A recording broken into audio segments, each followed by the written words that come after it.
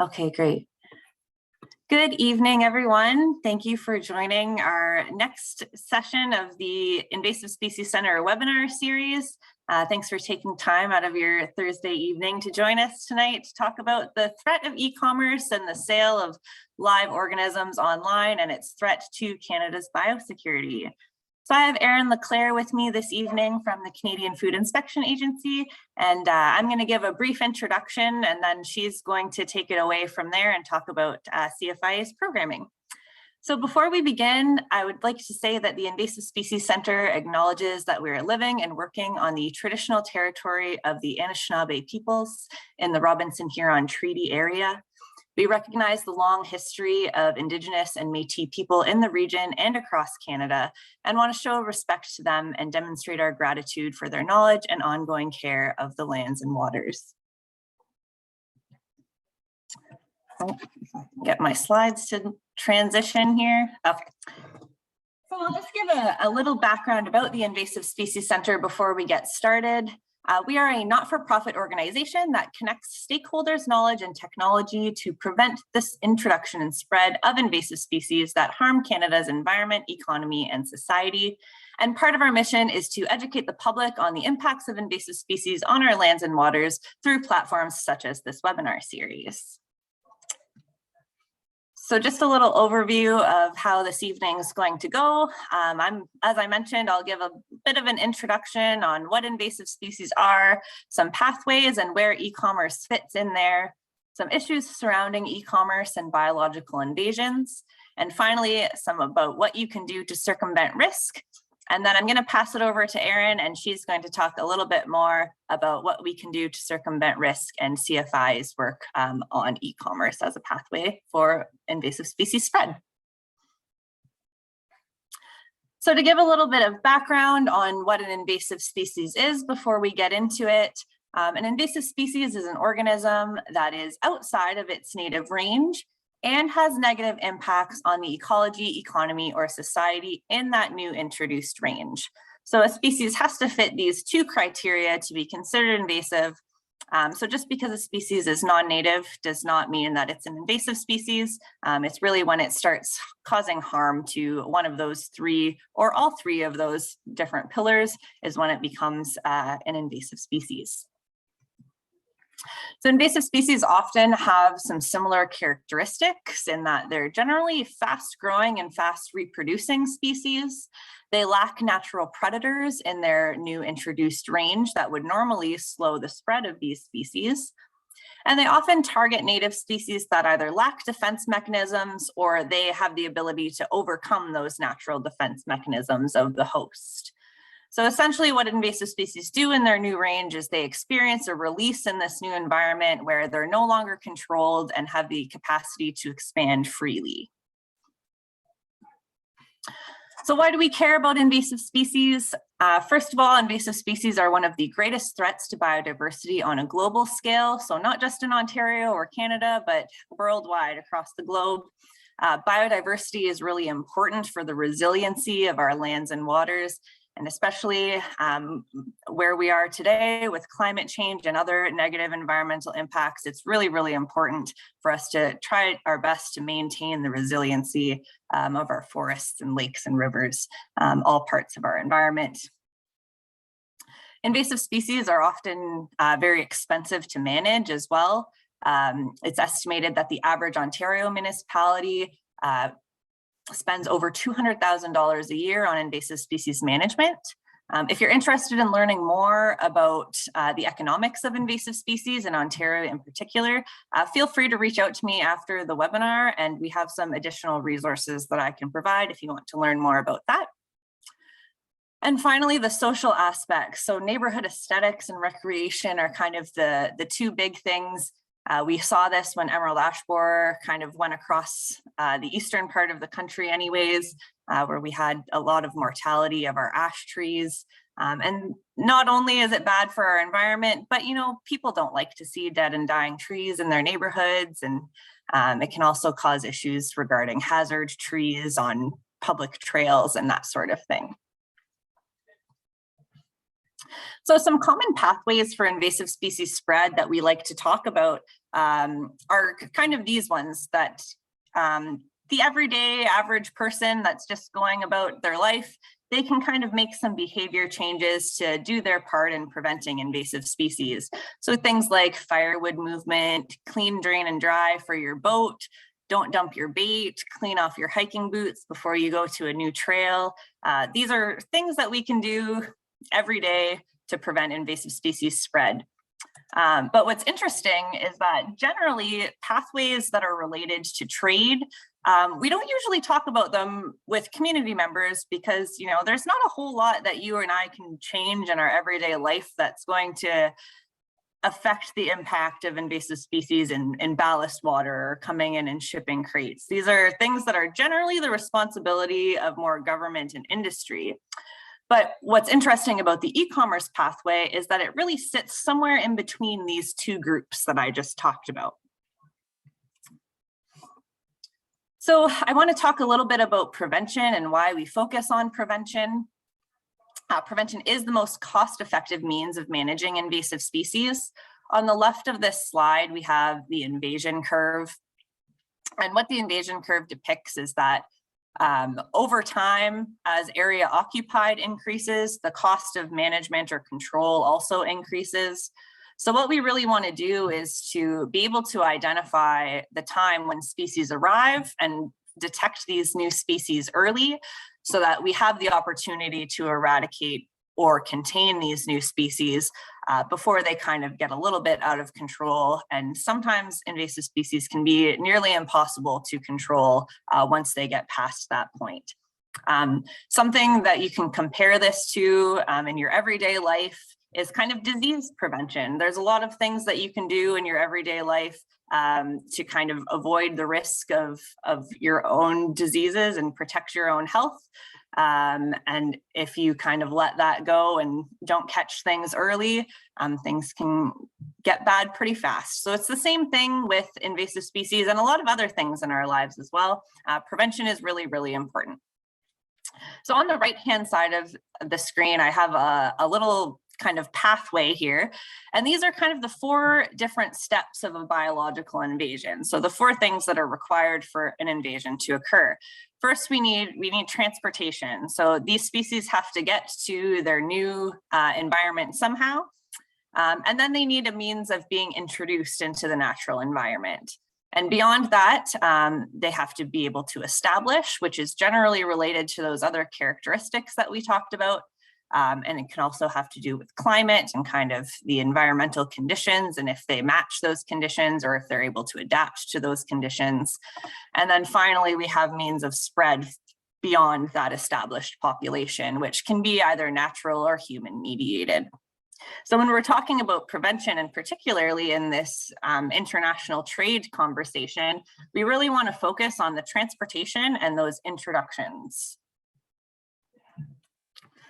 So I'm going to touch a little bit on international trade and invasive species. And I've got a few examples of species that are not necessarily e-commerce species, but species that have been introduced due to trade. So international trade is generally regarded as a primary driver of biological invasions. It's been long associated with the human-mediated movement of non-native species. And some of these examples are intentional and some are unintentional. So it can go kind of both ways. It's not always on purpose. Sometimes we have some unfortunate accidents as well. Japanese knotweed is the first example that I'm going to talk about. Japanese knotweed is an ornamental plant that was introduced in the early 1900s, and it unfortunately escaped cultivation and is now established across much of Eastern Canada with some isolated populations in BC and Manitoba. The next species I want to talk about is the red swamp crayfish. This species is going to be a prohibited species in Ontario under the Invasive Species Act starting in January, which is one of the reasons that I wanted to bring it up. But the second reason is that in 2018, the largest seizure of invasive species by the Michigan Department of Natural Resources occurred at the Sarnia-Port Huron border, where they found over 2,000 pounds of live red swamp crayfish in a commercial hauler. So this was a great catch by Canadian Border Services and some collaboration with the Michigan DNR to ensure that all of these live crayfish did not have the opportunity to be released into our waterways. Water soldier is the next invasive plant species that I'm going to talk about. Water soldier is also an ornamental plant, but it's an aquatic plant that's often used in water gardens or ponds. Something interesting about this one is that the only known wild populations in North America are found in Ontario. And it's believed that these wild populations began due to the either accidental or potentially intentional release of maybe an unwanted plant part or something from someone's water garden. And the fourth species that I'm going to talk about is the goldfish. Goldfish are native to Eastern Asia, and they've been sold as pets for really as long as we can remember. I think they're traced back to China in the early times, like I think 960, they began being sold as pets. And they're considered to be the first foreign fish species that has been introduced to North American waters. So these species are often, I'm sure you're aware, intentionally and illegally released into natural water bodies by pet owners that no longer want their fish. And here's a little picture of how the size they can get when they're released into a natural environment. They also can have some negative impacts on the ecology of the water body as well. So e-commerce, I've mentioned e-commerce a couple of times. This is why we're here, what we want to talk about. So what is e-commerce? E-commerce is essentially simply the trade of goods and services primarily on the internet. So what's the thing about e-commerce is that it creates an additional layer to that international trade issue that adds the opportunity for community members across the country to import all kinds of goods from anywhere in the world at the click of a button, including non-native species. And e-commerce is growing. It's expanding and evolving really at a rate that has exceeded many capacities to address the risks associated with this pathway. As you can see on the right-hand side here, it's been estimated and projected that globally by 2025, e-commerce sales will make up nearly 25% of all retail sales across the globe. So that's pretty significant. And as the title of this webinar, we're talking about e-commerce and its threats to biosecurity. So what are the risks to biosecurity that involve e-commerce? And it's really capturing those 2 points that I brought up earlier in the biological invasions pathway about the transportation and the introduction of these species. So first is the importation of unwanted flora and fauna, and then the potential spread of these undesirable organisms within Canadian borders. So as I said before, they need that pathway to be introduced into the natural environment as well, which is why we want to talk about risks and kind of what you can do to prevent the establishment of these species in Canada. So a few issues surrounding e-commerce and invasives. As I mentioned, the e-commerce sector is growing, and with that growth, we've also had an increase in diversity of the internet trade market. So to date, it's not really the case where you can only buy things from your kind of brick and mortar store online. There's a ton of different avenues that you can purchase goods online. And that includes Facebook groups, auction sites, really anything that you can think of, you can probably make a purchase. So the issue with this is that sellers aren't always registered businesses. And with that, you can have a relatively high level of anonymity, and you can avoid any kind of regulation or responsibilities through that anonymity of being online. These diverse ways of buying goods are also incredibly difficult to regulate. As I mentioned, the high level of anonymity really allows sellers to intentionally or unintentionally skirt around the responsibility of import or export regulations. And thirdly, we have an increase in private shipping agents as well. So I'm sure if you're making purchases online yourself, sometimes you'll have deliveries from Canada Post, but sometimes it'll be another private shipper. So the interesting thing about this is that a lot of times these shipping agents each individual shipper will have their own regulations that they have to follow. The packages are often shipped in small and covert packaging. Again, whether that's intentional or not, to kind of skirt around regulations. And the shippers are also likely unaware of what is in the packages that they're delivering. So those are kind of the internet side issues. And now I want to talk about the species themselves, because really the species that are often being purchased in the pet or aquaculture trade, they become invasive for a reason. And it's because they often have the same characteristics as the things that we consider invasive species. And that's really because if you're purchasing a pet or something for your aquarium, you really want to be able to keep it alive once you have it in your own home. So these species are really selected for their hardiness, and rare and easy to propagate species are generally the most wanted by people in the pet or aquaculture trade. And I'm going to get into an example, but I'm going to touch on the last point on the slide first. So the internet sale of live organisms has also created an increase in non-experts in the plant and animal trade. And this can lead to a lot of misinformation about products, whether that's intentional or not. It can lead to the misidentification of species where you don't really know what you're buying. So the example that I'm going to use to talk about species in this industry is the marbled crayfish. Marbled crayfish is kind of an accident of aquaculture. It originated in Germany fairly recently, in the last, I think, couple of decades. And the interesting thing about the marbled crayfish is that it doesn't need a mate to reproduce. So every marbled crayfish that is in existence is a clone of another marbled crayfish. So they're all genetically identical. But the issue here is that you only need one single marbled crayfish to be able to produce a population, which if you're an aquarium lover and you want a bunch of marbled crayfish in your aquarium, that's great for you. But if they get released into the natural environment, it can become a very, very big issue. Another interesting point about the marbled crayfish is that this is one of the species that has been recently added to the Ontario Invasive Species Act. So recently, the Ontario government added 13 new species to the Ontario Invasive Species Act that will be either prohibited or restricted.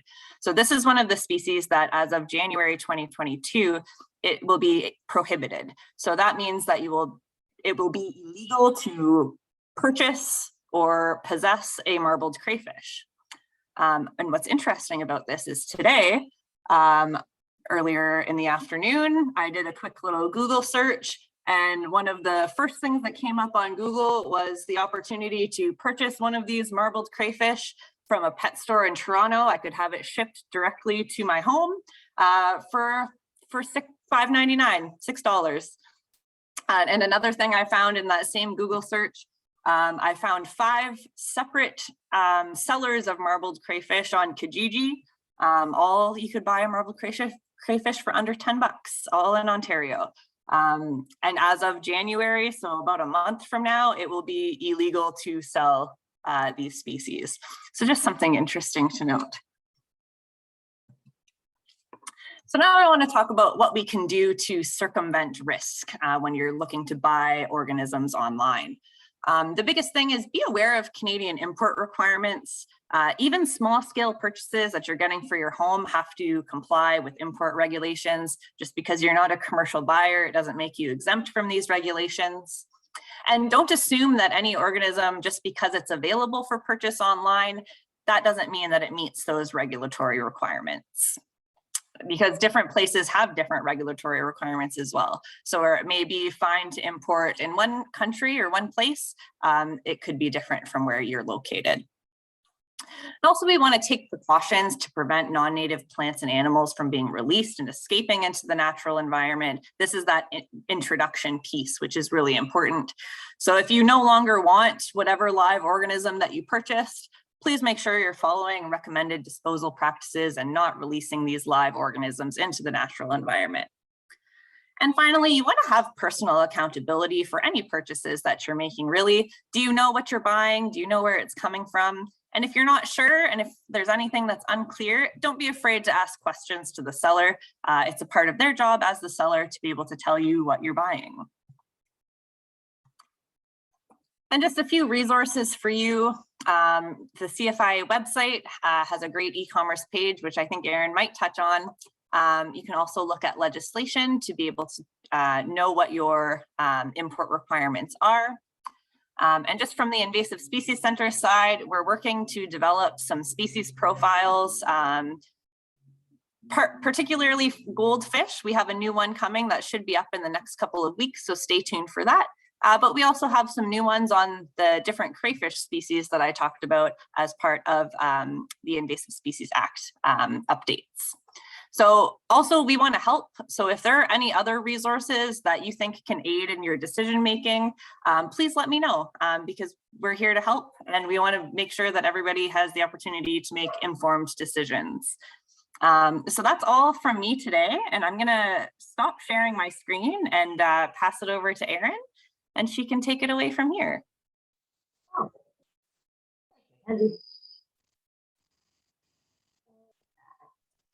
I think you should be able to share now, Erin. Do it again. Awesome. Perfect. All right. Where's that? You'll see that? Looks good? Yeah, it looks great.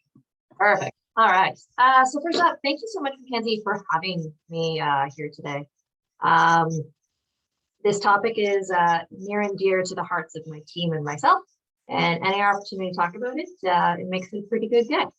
So, e-commerce and the protection of plant resources, why it matters and what we can do about it. So I'm with the Canadian Food Inspection Agency. I'm with a section called the Invasive Alien Species section, and we're chiefly involved with the protection of plant health in Canada. So that's mainly where the presentation is going to focus. So to begin with, what is e-commerce? And of course, e-commerce is the process of trading products online. And we, of course, aren't necessarily talking about all types of e-commerce, because I think we'd be pretty hard pressed to find a type of commerce in 2021 that is not conducted in some shape or form in the online space. But what we are concerned about is the type of purchases that we all do every single day. So that is these purchases of these small, relatively speaking, low value shipments that are coming directly to our doorstep. These items come in from a variety of different places of marketplaces. So it could be Amazon, Alibaba, eBay, Etsy, you name it. So it can include buying and selling, so it can have the transfer of funds, but it doesn't necessarily have to. We also include things like online seed swaps or one hobbyist mailing an item to another that they met through an online forum. What can we say about e-commerce? E-commerce is pretty awesome. I mean, e-commerce is convenient. It's easy. I don't have to scrape the ice off of my car, and it does falsely make me believe I can finish my Christmas shopping in time. What e-commerce has done is it's gone and removed those traditional geographical boundaries that we used to be constrained by. Before, we were limited to our local store carried, but today with e-commerce, we can access goods from all over the world. If I see something online and I'm interested in it and I want it, I can order it right to my doorstep. And the adoption of e-commerce, it's been rising steadily. Mackenzie searched really good graphs, and it has indeed attributed a high value to national economies, and this is not expected to stop. The COVID-19 pandemic in particular has definitely increased the use of e-commerce. Our purchasing of everyday goods online has now become normalized. I mean, there are some very good reasons to like e-commerce, but as a regulator, and as someone involved in plant health, it does scare us a little bit too. And the issue is that when you order online, you are now in effect becoming an importer. When I go to the local store to purchase products, I can assume that the store has done the legwork to ensure the compliance of the goods. But when I purchase abroad through e-commerce, I am now the responsible party for complying with all relevant requirements. And this is a new realm for many of us. We may assume that because something is listed online, that it's totally fine to be purchased. And depending on the purchase, that may be so, but there also may be requirements for its import. It may be prohibited even. And the same goes for exporters. Exporters are responsible for meeting the importing country's requirements. E-commerce, it's now easier than ever for anybody to start a business and start exporting items all over the world. This online space has given us a global platform to connect with different consumers. So an exporter, just like an importer, may not be familiar with the importing country's requirements. They may provide inaccurate declarations. They may misidentify organisms. And this can be done either accidentally or deliberately. The result of both of these factors is there's now a large number of packages entering and exiting the country, specifically through the postal and courier stream. And these growing volumes of these small packages, they challenge our existing compliance and enforcement infrastructure. Our existing inspection system, both for Canada and the rest of the world, is largely based on these large shipments of like products. So think of a large container of the same goods, and it involved knowledgeable importers and exporters. With e-commerce and our shift to these small packages and these potentially uninformed importers or exporters, it just doesn't mesh with our existing compliance structure, and it does increase the possibility that we have these non-compliant shipments finding their way into Canada. So the main challenge we have in Canada is with compliance verification issues on these imported shipments. And there's a couple of reasons for that. And the main reason is there is just a large number of these small, low value shipments coming in. These aren't containers of a single product. These are containers of small packages of different products, all with different importing requirements. And I mean, there's an interest for rapid release and clearance processes. We've all gotten used to single day shipping or express shipping, and any delays caused by customs officials inspecting these goods for clearance purposes, they're not exactly appreciated by other consumers or industry. We also have limitations in data availability and accuracy. With so much coming in from such a variety of sources, our ability to target the data that we do have is quite limited, and the resources and the time to actually go through it all are just not there. And I mean, this is further compounded by our low targeting and inspection capacity in general. Our understanding was that approximately 2% of goods entering the courier and postal streams are actually targeted for inspection. And while that actual quantity of goods that is looked at is massive, it does only represent a small fraction of what is coming in. And as e-commerce continues to rise in popularity, that fraction gets smaller and smaller. And then these challenges are also further compounded by a few different things. As mentioned, there's the anonymous nature of the online environment. Oftentimes as a buyer or even as a regulatory agent, it can be very difficult to determine where a product originates from. Sellers can often use something called a fulfillment center in various countries. So the goods may say they are from Canada, but they're actually originally from a different country. And this can make traceback activities to determine the seller quite difficult. Due to the nature of the actual setup of the courier and postal stream, data tracking really relies on the exporters to accurately declare the contents of the goods that they're sending. If this is not done or they happen to misdeclared, the goods can't actually be targeted by us. We also have the inability to regulate entities outside of Canada. The CFIA is not allowed to target companies and individuals directly outside of Canada. We have to work with other nations' NPPOs or national plant protection organizations, which that's what the CFIA is to Canada. Or we have to work with other relevant agencies in the other country in order to contact these sellers. We can't just reach out to these sellers and tell them not to sell non-compliant goods to Canadians. And there's really no easy way to influence these sellers. And of course, there's just the general success of e-commerce. There is a lot of it, and it's not going away. And these are just some of the products you can find online with a quick search, very similar to the marble crayfish. But I mean, anything from untreated wood products with bark, we have exotic insects, we have unspecified assortments of wildflower seeds, we have earthworms, and all the way down to our quarantine pests like Chinese yam and live giant African land snails. You name it, you want it, you can find it. And all of these products are available shipped to Canada. There's no indication from the sellers or an indication to the buyers that there could be requirements for their import or they may outright be prohibited. Those are the general issues we're dealing with, and I guess how can we try and tackle it? And to begin with, we've been pretty heavily focused on communication and outreach. We want to let people know that the existing Plant Protection Act also applies to goods traded online too. That there is no actual distinction between traditional commerce and e-commerce. If you are shopping online and bringing things in from abroad, you are now an importer. So there's a few key messages we're trying to get out there. We want people to let people know that they should be cautious in the online space. We also want them to know that they cannot assume legality of goods that they see listed, and also that there are consequences to not complying with plant protection requirements. And by consequences, we don't mean financial or the risk that your goods are destroyed at the border. We mean the very real consequences of you could be responsible for introducing a pest into the environment. So, as mentioned, as part of our initial foray into communication and outreach, we had developed a single page called Online Buying, Selling, and Trading of Plants and Other Organisms. And at the time, although this was small, that this was the only web page on the CFI's external facing website that had anything to do with e-commerce. And we wanted to get it out there in the hopes that if somebody is searching for exotic bugs online in Canada, this could happen to perhaps be one of their top Google hits, or at least on that first page. And the page linked to our various directives and importing guides. It discussed our various requirements for import, export, or just domestic movement of these things, as well as who to contact if you needed more information. And then very luckily for us, and very thankfully due to the hard work of our communications group, the single plant directive page eventually evolved into a more expansive set of web pages. It now represents all three of our business lines, so plants, animal, and food. It links to all of the different requirements and has tips for buyers and sellers on how they can purchase or sell things online, as well as, again, who to contact if you have more questions. It also established a Ask CFIA online webpage, so you can use drop-down menus and you can ask a question and we will send a response as soon as we have one.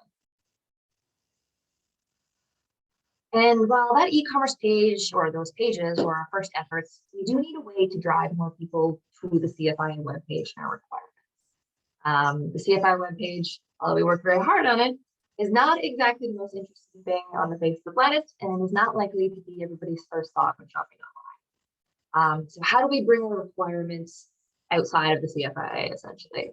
And in order to bridge that gap, we launched communication campaigns for e-commerce. So this campaign came out, I believe, February, end of March of this year. And the campaign had included messaging for all three business lines. So it had some homebrew elements, including our social media platforms and information on our web pages. What was most exciting is it also included targeted ads on other websites. So it was on things like Facebook, Amazon, DD, I believe, LinkedIn, and Twitter. And these ads were targeted to users based on their demographics, be it shopping history, life events, or interests. And I do hope that some of you saw them. It was fairly successful. We had quite a few impressions and quite a few clicks following the information back to our webpage. We're quite excited about that. And in order to capitalize on that success, we decided we would launch another one. So we do have another upcoming campaign coming, I believe, in January. And it will include much of the same material, much of the same content, maybe on similar sites. This time around, we're also going to have some video ads, so you might see them on sites. Well, we've been working on our online communication presence. At the same time, we've also been trying to establish a closer working relationship with some of the big players when it comes to e-commerce platforms. A lot of these platforms do have policy sections already. And these policies are something that a buyer or seller must abide by when using the platform. And usually these policies will prohibit the selling of non-compliant goods, depending on the jurisdiction. But they can be difficult to find. They may be buried in the fine print, and they may not even mention CFIA requirements in context of the .ca web pages. So what we've been working on is having these platforms more prominently display plant protection requirements, removing quarantine pests from the website, filtering out certain advertisements, and notifying sellers when they're selling non-compliant goods. And so while our collaborations with these platforms they're still in the early stages, I would, however, like to praise eBay, though, in particular. eBay took the initiative to remove all known domestic plants from their web pages. They've also removed listings of land snails and prohibited exotic insects, which we saw quite a few of. And essentially, we went and had a single conversation with them. And the day after we aired our concerns, they had these listings and categories removed. So we're very grateful for that, and we are very grateful to eBay for the collaboration. Our forays into this venue, they're ongoing. There are many different types of platforms and marketplaces. Each one operates just a little bit differently. So the agency as a whole is currently exploring how to best interact and how to work together with these platforms. And we know that we cannot address e-commerce alone. This is a very big global problem, so to speak, and it is bigger than any one of us. So fully addressing this issue is going to require us all to work together, both with domestic and foreign governments, with the e-commerce platforms, with exporters, with importers, and with those involved in the postal and courier pathways. Luckily, though, currently steps are being taken on a couple other levels for encouraging cooperative approaches. So the IPPC, or the International Plant Protection Convention, so currently they're developing an e-commerce guide for plants, plant products, and other regulated articles. And the purpose of the guide is to provide guidance and resources for national plant protection organizations and different e-commerce stakeholders, so they can address these issues and the risks of plants and plant products moving through the e-commerce pathway. We also have the World Customs Organization, who is currently working on an e-commerce framework of standards. And we also have the U.S. Customs and Border Protection Agency. They are developing an e-commerce strategy. Another adventure that my team actually is involved in is in the Plant Health Quadrilaterals, or the Quads. And this is a coalition composed of the National Plant Protection Organizations of Australia, Canada, New Zealand, and the United States. And in this group, the respective officials, we all work together to address different plant health issues. Usually they tend to affect international trade of plants, plant products, and other regulated articles. But one of the files is e-commerce. So this slide right here is an example of some of the e-commerce outreach material that the Quads group is using to contact sellers of regulated goods. So if our colleagues in Australia notice that a Canadian seller is selling Australians non-compliant goods, they can contact us and we'll find the seller, we'll tell them to stop, and then the favor will be returned. You notice that somebody is selling things to Canadians that it's not compliant. So that's what's going on from the CFIA perspective. But just as Mackenzie said, there's a lot that we all personally can do to help protect plant life in Canada when it comes to e-commerce. And probably the biggest one, and the one that I think we really need to get out there, is just let people know that just because something is listed online, it doesn't necessarily mean it's permitted. I have a feeling this catches a lot of people by surprise. I know I was definitely caught by surprise. But even on what we might consider trustworthy e-commerce platforms, non-compliant goods can easily be found. One needs to be cautious. And another sort of rule of thumb is if absolutely only a single place you can find something for sale is online outside of Canada, there may be a reason for that. That's a good prohibited. Not necessarily, of course, but I do find this particularly relevant, particularly with the living invertebrates. Also important to know what you're buying and know the species, not just the genus. Different species can react very differently when introduced into the Canadian environment, despite being part of the same genera. Senecio is a really good example of that. Senecio, I review a lot of import permit requests, and Senecio is a very popular one to be listed on there. But actually, two members of the whole genus are quarantine pests in Canada and highly invasive. Not all Senecios, of course, but definitely some of them. It's also important to know who and where you're buying from. You should check independent reviews of the seller and their products. You should contact the company and ask questions if the product information is unclear. Determine where it's actually coming from. And along this line, if you do order a product and when it arrives and if it's not declared correctly, wonder why it is not declared correctly. It could definitely be an innocent mistake, or it could be a way to circumvent requirements. When the unsolicited feed issue happened, I believe that's 2 summers ago now.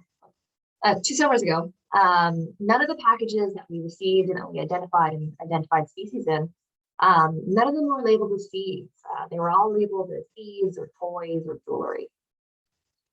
The thing, it's helpful to be aware of Canadian import requirements. You can check our web pages, or we have the automated import reference system. I do see this all the time where bulbs are available for sale on e-commerce platforms. And plant bulbs are actually a fairly high-risk commodity. They can harbor soil, they can harbor pests.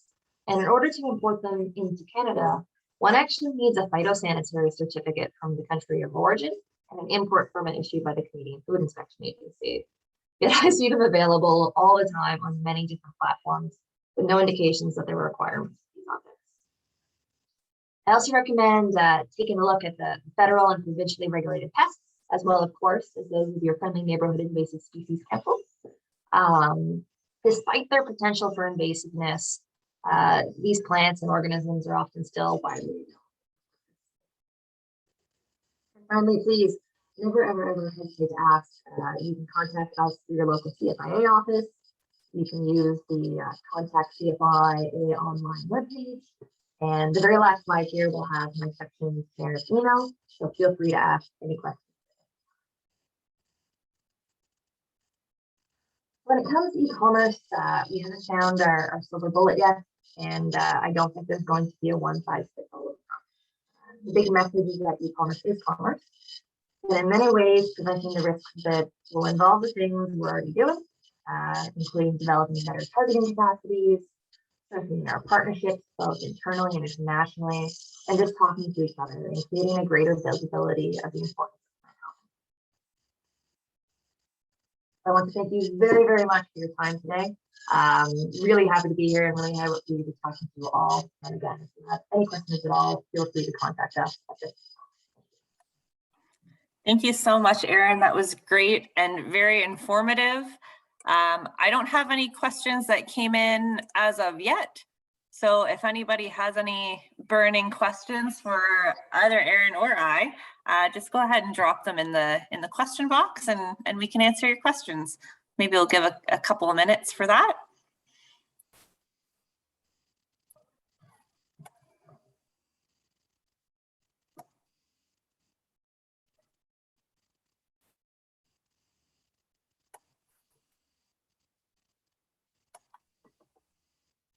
Erin, it's very great that eBay was on board. I think the last time I heard you present, you hadn't had that good news story. So it surprised us.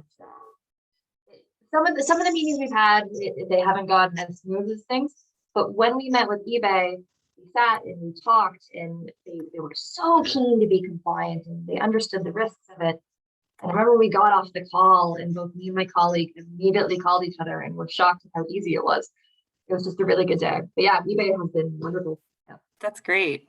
Okay, we just had a question come in, Erin.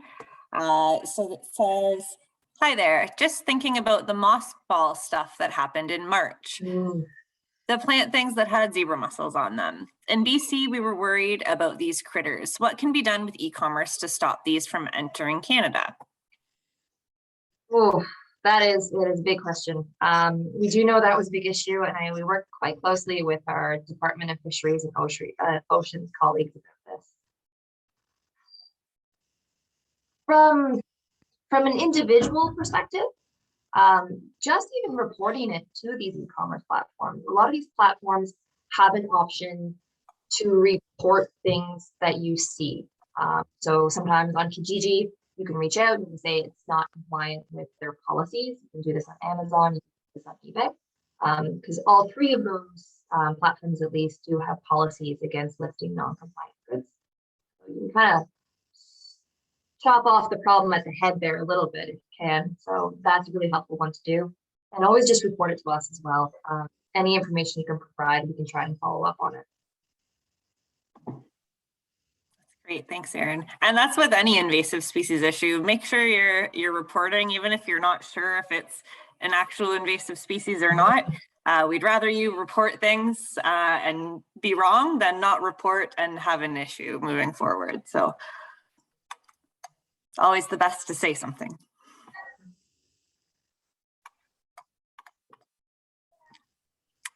Okay, another question, Erin. What controls are there on shipping within Canada?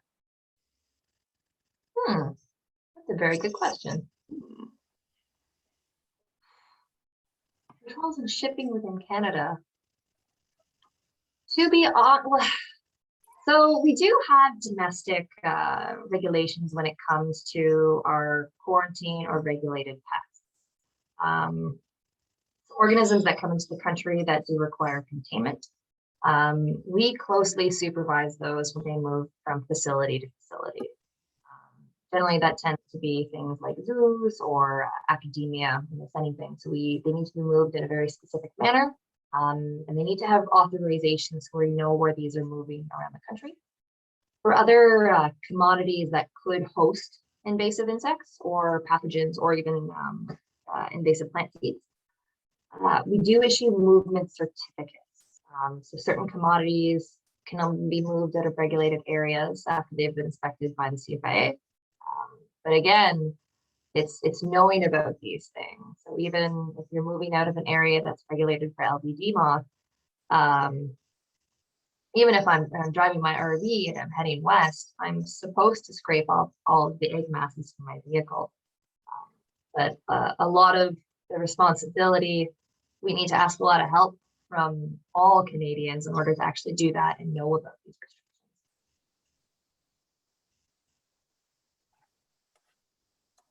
Thanks, Erin. This next question, you may have an answer for it. With the new species that Ontario has listed, did the CFIA work with the provincial government to ensure that the list will be enforceable?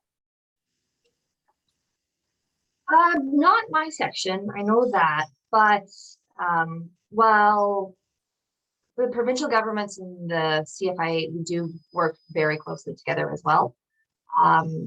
A lot of times we don't necessarily regulate the same species.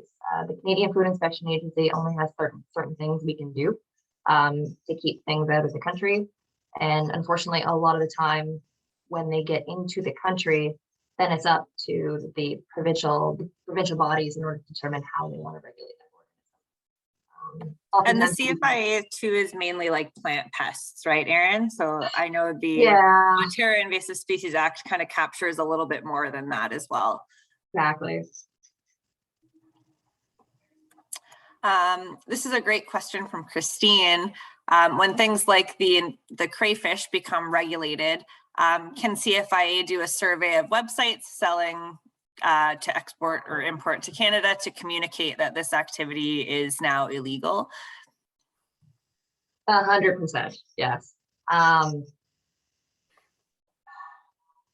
lot of the message, and actually thankfully for a lot of these platforms, we're trying to get them to remove or more closely watch certain categories of organisms. While it is not prohibited to import all land snails into Canada, some of them are approved, but you do require an import permit, and others are outright prohibited. But the platforms, it's a little bit easier for them to just remove all land snails then. They tend to just do that. So I don't see why there'd be any difference between something for the crayfish or other invertebrates. Okay, this next question I think is somewhat related to that. Are there opportunities to do targeted advertising with invasive species specific communications on e-commerce platforms based on buyer tendencies? For example, marbled crayfish for aquarium-based trade keyword searches. That would have to, I know our communications team, so when they developed the ad campaign, it is very much targeted on specific demographic keywords. So they have been the experts in that one. And I know our section had attempted to create a web crawler or a web scraper in order to release on an e-commerce platform and bring back certain keywords, and the idea of bringing back non-compliant ads. So I know we talked about combining forces in order to have, if I'm searching up marbled crayfish, they may be completely permitted in the United States, for example, but they are prohibited in Canada or in Ontario. So if I'm an Ontario resident, a little ad would automatically pop up saying that these are not permitted in your location. This is, again, it's one of those things we are trying to explore. It's quite technical though. Yeah. For sure. I know I wouldn't be able to do that. I'm technologically challenged in that way. Same here. But I'm glad there are people that are able to do it. Oh no. And I'll mention too that there is, through the Great Lakes Commission, they have a platform called Gladiator, and it's specific to the Great Lakes, and it's based on e-commerce related species as well. I don't know if you know much about Gladiator, Erin. One of my favorite movies of all time. But I do know actually, so many moons ago now, our section was very concerned about e-commerce, and we had created a white paper to sort of justify why we wanted to look into this as a program direction. And Gladiator in the Great Lakes Center was one of the first articles and the first other programs we could use and try to do something with. So, yeah, they were definitely a big influence. Very cool. That's great. Okay. No more questions coming in. Maybe I'll leave one more minute. Oh, here we go. Oh, do you have the URL to that paper, Erin? The white paper? Yeah. I'll have to take a look. Okay. Not offhand, I can assure you that. But if you reach out to the IIS section, I can do that. Sure. Yeah.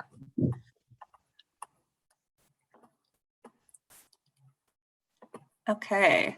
So maybe before we sign off, Erin, maybe do you want to put that email into the chat? Absolutely. Yeah. Cool. So if you're looking to contact Erin or the CFIA for more info, you can contact via the email in the chat, and I'll add mine too if you want to get a hold of me.